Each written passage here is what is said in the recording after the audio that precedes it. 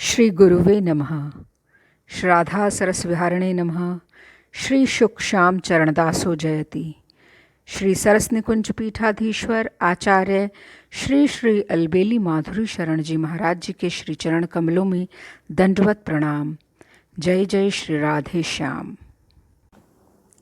जय जय श्री राधे।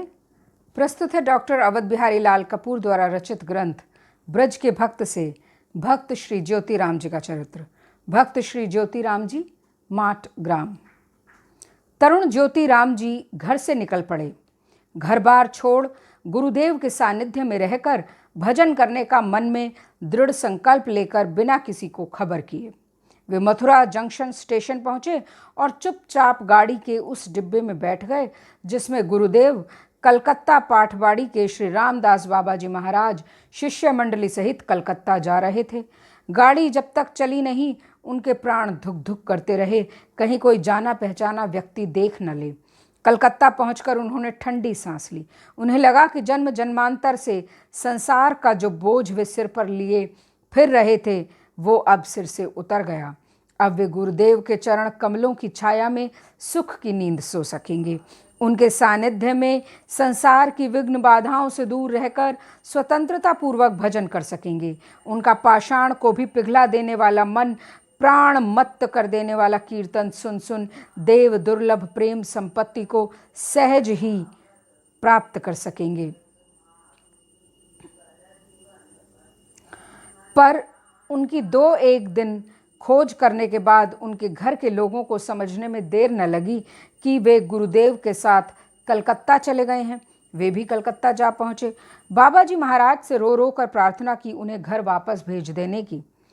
परम करुण बाबा जी महाराज से उनका रोना न देखा गया।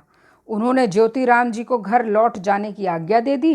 विदा करते समय उनसे कहा, भजन साधन की चिंता न करना, जितना हो सके करना, गौर विशंभर। ज्योतिराम जी घर लौट गए, पर फिर से संसार का बोझ सिर पर लेकर नहीं, लेकर एक नई शक्ति, एक नई प्रेरणा, एक नया विश्वास। विदाई के समय गुरुदेव के शब्दों ने उनके प्राणों में एक नया मंत्र फूंक दिया था, गौर विशंभर। श्री गौरांग महाप्रभु ही हैं विशंभर। वे ही करते हैं विश्व का भरण पोषण, केवल आर्थिक भरण पोषण ही नहीं, पारमार्थिक भी। इसलिए मनुष्य भजन साधन की भी चिंता क्यों करे।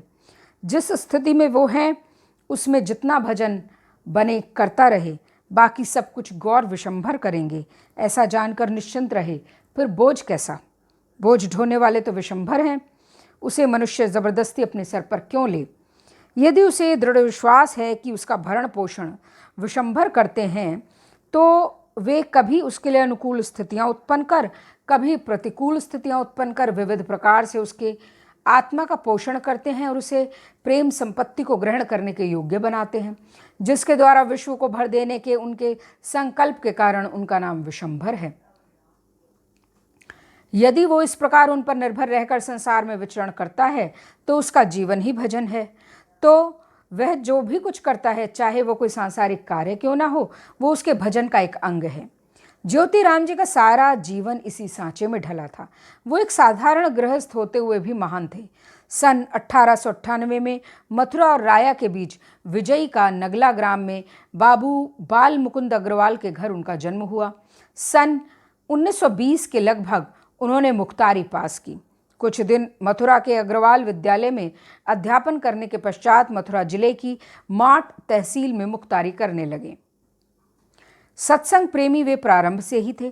पंडित रामकृष्ण दास और श्री जगदीश दास जैसे सिद्ध महात्माओं का संग उन्होंने बहुत किया। उन्हीं के आदेश से उन्होंने आत्मसमर्पण किया श्री गौरांग दास बाबा जी महाराज के चरणों में। श्री गौरांग दास बाबा जी महाराज ने उन्हें दीक्षित करवाया अपने गुरुदेव कलकत्ता पाठवाड़ी आश्रम के श्री रामदास बाबा जी महाराज से। 1925 में श्री रामदास बाबा जी महाराज से दीक्षित होने के पश्चात उनका वैराग्य इतना बढ़ गया कि उन्हें घर प्रतीत होने लगा जल रहित अंध कुएं की तरह, बंधु बांधव रिपु की तरह, आहार प्रहार की तरह और संसार असहनीय बोझ की तरह। इस बोझ को सिर से उतार फेंकने के लिए ही उन्होंने कलकत्ते की यात्रा की थी, पर गुरुदेव ने उन्हें लौटा दिया था एक मंत्र देकर, जिससे बोझ सिर पर रहते हुए भी नहीं रहने जैसा लगने लगा था। अब वे संसार में रहते हुए भी उससे मुक्त थे, विषयों का उपभोग करते हुए भी उसमें अनासक्त थे, गृहस्थ में रहते हुए भी परम विरक्त थे। वैसे देखा जाए तो उनका बोझ कुछ कम न था। 5 लड़के और 3 लड़कियों तथा छोटे भाई और उनके बच्चों के भरण पोषण, उनकी पढ़ाई लिखाई, उनके विवाह आदि का भार उनके अकेले के लिए संभालना कठिन था। यह नहीं कि उनकी मुख्तारी की आमदनी कुछ कम थी, पर उनकी आमदनी का बड़ा भाग साधु वैष्णवों की सेवा में चला जाता था। साधु वैष्णवों की सेवा के लिए उनका हाथ इतना खुला था कि वे कर्ज लेकर भी उनकी सेवा करने में नहीं सकुचाते थे। परिणाम स्वरूप उन पर कर्ज सदा बना रहता। अपने जीवन के अंतिम समय ही वे सारा कर्ज चुका पाए थे। फिर भी उन्हें चिंताग्रस्त कभी किसी ने न देखा। उदासी उन्हें छूकर भी नहीं गई थी। वे न स्वयं उदास रहते, न किसी को उदास देख सकते। उनका लड़का मोहन बहुत बीमार रहता। उसे जब वे उदास देखते तो कहते, मोहन गौर हरि बोल के नाच। तो अपने पुत्र ब्रज गोपाल को उन्होंने एक बार लिखा था, सदा प्रसन्न रहो, चिंता किसी बात की ना करो। देख रहे हो ना कि करता तुम नहीं हो, और जो हैं वे कितने दयालु हैं। कठिनाई के समय भी उनकी कृपा का अनुभव करो। समझ लो कि दयामय प्रभु उसके माध्यम से भी तुम्हारे ऊपर कुछ कृपा ही कर रहे हैं, जिसे अपनी सीमित बुद्धि के कारण तुम नहीं समझ पा रहे हो। बस तुम अपना कर्तव्य पालन करते रहो, परिणाम उसके ऊपर छोड़ दो। सुखी जीवन का यही रहस्य है। यदि ज्योतिराम जी चाहते तो मुख्तारी में धन पर्याप्त कमा सकते थे, पर मुख्तारी उनका मुख्य कार्य तो था नहीं। मुख्य तो था भजन। वे बेफिक्री से भजन साधन पूरा कर देर से कचहरी जाते। अक्सर ऐसा होता कि हाकिम कुर्सी पर बैठ जाता और मुवक्किल दौड़ते हाँफते उन्हें बुलाने आते। पर यदि उनका भजन पूरा ना हुआ होता तो कह देते, हाकिम से कहना हमारा वकील अभी बड़े हाकिम के सामने पेश है, वहाँ का काम निपटा कर आएगा। हाकिम भी उनका सम्मान करते और उनकी बात का बुरा न मानते। कचहरी से लौटकर वो फिर भजन साधन में लग जाते। मुवक्किलों को समय बहुत कम दे पाते। थोड़े समय में ही कचहरी में जो मिल जाता उससे संतुष्ट रहते। कोई पूछता आज क्या कमाया, तो कहते ये मत पूछो कि क्या कमाया, पूछो क्या पाया। उनका विश्वास था कि प्रभु जितना आवश्यक समझते हैं उतना ही देते हैं, फिर चिंता किस बात की। उनकी एक कीर्तन मंडली थी जिसे लेकर वे संध्या समय कीर्तन में व्यस्त रहते। कीर्तन में स्वयं नृत्य करते और दूसरों को कराते। उस समय उनमें अष्ट सात्विक भाव प्रकट होते। माट ग्राम में भक्ति भगीरथी की पावन धारा प्रवाहित करने वाले वे थे, भक्त भगीरथ थे। उनके प्रभाव से माट के बहुत से लोग श्री गौरांग दास बाबा जी महाराज से दीक्षा लेकर भजन साधन में जुट गए थे। श्री रामदास बाबा जी महाराज से दीक्षित होते हुए भी ज्योतिराम जी श्री गौरांग दास बाबा महाराज का सत्संग अधिक करते और उन्हीं के अनुगत्य में भजन करते। अक्सर कई कई दिन तक वे उनके साथ व्रज की वन वीथियों में विचरते रहते और मधुकरी में उन्हें प्राप्त रोटियों के रूखे सूखे टूक खाकर उनके सानिध्य में भजन करते। श्री गौरांग दास बाबा जी भी उनसे बड़ा स्नेह करते। माट में उनके घर जाकर कई कई दिन तक रह आते। जब उन्हें देखे बहुत दिन हो जाते तो कहते, ज्योति बिन आँखी अंध। गुरु पूर्णिमा पर ज्योतिराम जी पहले रामदास बाबा जी महाराज के चित्रपट का पूजन करते, फिर श्री गौरांग दास बाबा जी का पूजन करते। श्री गौरांग दास बाबा का पूजन करते समय लोगों को इस बात का आभास मिलता कि उनसे उनका संबंध किस स्तर का था। वे एक बार अश्रु और कंप सहित उनकी ओर देखते, फिर दंडवत करने के बहाने अश्रुओं का अर्घ उनके चरणों में गिरा देते। बाबा के नेत्र भी उसी समय सजल हो जाते। ज्योतिराम जी ने श्री गौरांग दास बाबा से क्या प्राप्त किया ये तो वे जाने। उन्होंने कभी किसी को बताकर नहीं दिया, पर एक बार श्री गौरांग दास बाबा जी ने लेखक से उनकी प्रशंसा करते हुए कहा था, ज्योति बड़ा अनुभवी है।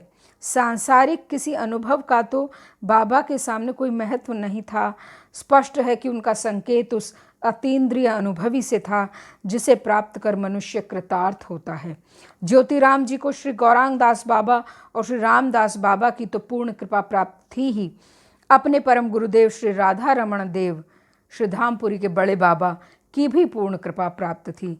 यद्यपि वे बहुत दिन पूर्व अपनी लौकिक लीला समाप्त कर अंतर्धान हो चुके थे, कभी कभी वे बड़े विचित्र ढंग से उनके घर परोक्ष रूप में अपनी अवस्थिति का परिचय देते थे। एक बार श्री गौरांग दास बाबा माट में उनके घर तख्त पर बैठे थे। एकाएक तख्त हिला। उन्होंने समझा भूचाल आया, पर कुछ दिन बाद जब वे नवद्वीप गए, उनकी भेंट हुई बड़े बाबा की एक शिष्या से जो पगली नाम से प्रसिद्ध थी। उसे कभी कभी बड़े बाबा का आवेश हुआ करता था। उस समय वो आवेश में थी। ये देख श्री गौरांग दास बाबा ने बड़े बाबा को लक्ष्य करके कहा, आपने तो मुझे भुला दिया। पगली ने उत्तर दिया, मैं क्या तुझे कभी भुला सकता हूँ? याद नहीं उस दिन माठ में ज्योति के घर मैंने तेरा तख्त हिलाया था? ज्योति राम जी अपने को बहुत गुप्त रखते, पर यदि कभी अनायास किसी के भविष्य के संबंध में उनके मुख से कुछ निकल जाता तो वो सत्य होकर रहता। यदि कभी किसी का कोई कष्ट उनसे न देखा जाता तो वो एक शीशी में से श्री रामदास बाबा जी और श्री गौरांग दास बाबा जी का मिला हुआ चरणामृत दे देते, उसका कष्ट दूर हो जाता। दो बातों से पता लगता है कि उनकी आत्मा कितनी शुद्ध थी और उनकी मानसिक स्थिति किस स्तर की थी। एक बार उन्होंने अपनी लड़की से कहा था, लाली मुझे सब कुछ साफ दिख जाता है, वैसे ही जैसे दर्पण में चीज़ें साफ दिख जाती हैं। कई बार उन्हें हाई टेम्परेचर हुआ और बेहोशी आ गई। ऐसी स्थिति में साधारणतः लोग कुछ अनर्गल बकने लगते हैं, पर उनके मुख से वैष्णव पद, पदावलियों और नाम कीर्तन के सिवा और कुछ नहीं सुना गया। उन्होंने अपने अंत समय का संकेत ही ये देकर ये कहकर दे दिया था कि मैं पूर्णिमा को श्रीधाम वृंदावन जाऊंगा। वृंदावन तो वे बीच बीच में जाया ही करते।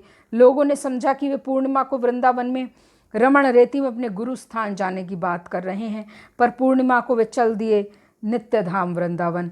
जाते समय भी उन्हें हाई टेम्परेचर था और बेहोशी, पर उनके ओष्ठ हिल रहे थे और उनके हाथ भी लय के साथ ऊपर नीचे हो रहे थे। उनसे एक बार श्री गौरांग दास बाबा ने कहा था, मैं अंत समय तेरे पास रहूँगा। कदाचित वे आ गए थे और ज्योतिराम जी उनके साथ कीर्तन करते हुए श्रीधाम वृंदावन पधार रहे थे। वो 13 अक्टूबर 1970 का दिन था और समय था पूर्णिमा की रात्रि, जब पूर्ण चंद्र आकाश में उदित हो श्री कृष्ण के रास विलास की सूचना दे रहा था। श्री राधा सरस बिहारी लाल की जय।